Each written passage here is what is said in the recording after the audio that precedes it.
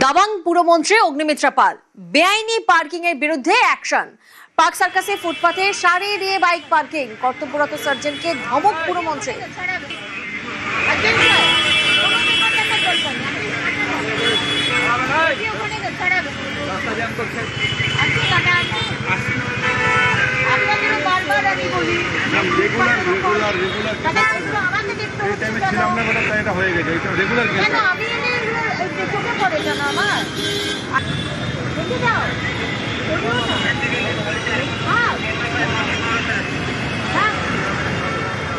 এটা ফুটপাথ, এটা মানুষের চলার জন্য, তোমাদের মোটরসাইকেল রাখার জন্য নয়। তোমাদের অনেকবার এর আগে বলেছি, কানে কথা যায় না। No, don't give me these excuses. No, I have given you enough time. No, I don't want to listen. I don't want to listen. This is not parking. This is why have you kept it here? No, no, I will not listen. You all should be taught a lesson. No, I am not going to listen. কে করেছে? এগুলো কার script এগুলো? এইসব যদি পড়ে আপনার দোকানের সামনে যদি ময়লা হয়, আমি আপনাকে 1000 টাকা ফাইন করব। আমি কিচ্ছু দেখবো না কে ময়লা করেছে, আমি করিনি, ও করেছে, আমি শুনবো না। আপনার দোকানের সামনে ময়লা, আমি আপনাকে কেস দেবো। শুনে নিন, 1 সেপ্টেম্বর থেকে আমি মেশিন নিয়ে এসে কিন্তু কেস দেবো, বলে দিলাম আপনাকে। রাস্তা পরিষ্কার রাখুন, আমি বারবার বলছি।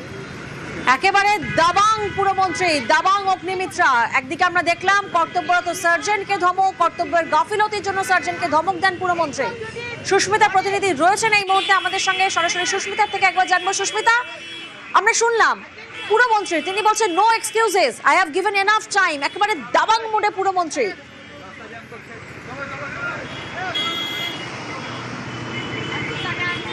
দেখো, সাধারণ মানুষের স্বার্থ এবং তাদের অধিকার সুরক্ষিত করা এটাই সরকারের প্রথম এবং প্রাথমিক প্রাধান্য।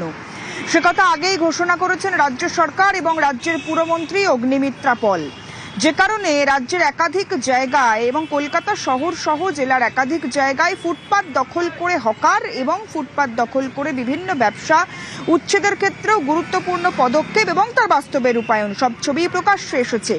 আজ কোয়েস্ট মল পার্ক সার্কাস চত্বর, সেখানে রাস্তার ফুটপাত দখল করে বেআইনিভাবে পার্কিং, বাইক দাঁড় করানো সারি সারি, তা দেখে হঠাৎই রেগে আঁকায় পুরমন্ত্রী অগ্নিমিত্রা পল। হঠাৎই তিনি নামেন রাস্তায় এবং সেই রাস্তার পাশ থেকে যাওয়ার সময় তিনি দেখে নামেন এবং সেখানকার যিনি কর্তব্যরত সার্জন ছিলেন, পুলিশ আধিকারিক, ট্রাফিক আধিকারিক, তাকে ডেকে কার্যত ধমকের সুরে বলেন যে কেন ফুটপাত দখল করে এইভাবে বেআইনি পার্কিং ব্যবস্থা বা বেআইনিভাবে কেন সেখানে সারবদ্ধভাবে 2 চাকার গাড়ি, বাইক, বিভিন্ন রকমের গাড়ি সেখানে পার্কিং করা থাকবে। তার কারণ রাস্তা কিংবা ফুটপাত সবসময় সাধারণ মানুষের ব্যবহারের জন্য, হাঁটার জন্য। সেই ফুটপাত যদি এইভাবে দখল করে পার্কিং এর কাজে ব্যবহার করা হয়, তাহলে সেটা অবশ্যই সাধারণ মানুষের অধিকার কিংবা তাদের সুরক্ষার ক্ষেত্রে প্রশ্ন তোলে।